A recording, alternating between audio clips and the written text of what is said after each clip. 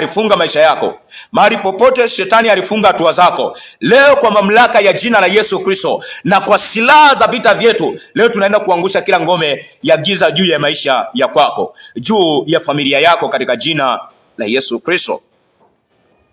Bwana Yesu asifiwe sana. Ni usiku ambao tunaenda kuangusha ngome. Amen. Barikiwa sana, barikiwa sana. Kama una jambo lako, una hitaji lako, una ombi lako, unatamani tuombe, na kama haya yanayozungumza ya kwamba adui anaweza akafunga maisha yako, anaweza akaweka vigingi kwenye maisha yako, kila ulipojaribu kufanya mambo hayaendi, ukaona giza, ukaona uzito, wewe niandikie. Watu walitoa sadaka zao, watu ajabu sana, kwa namna ya ajabu sana. Hii ikanishangaza. Nikaona ya kwamba hii neema watu wengi wanahitaji.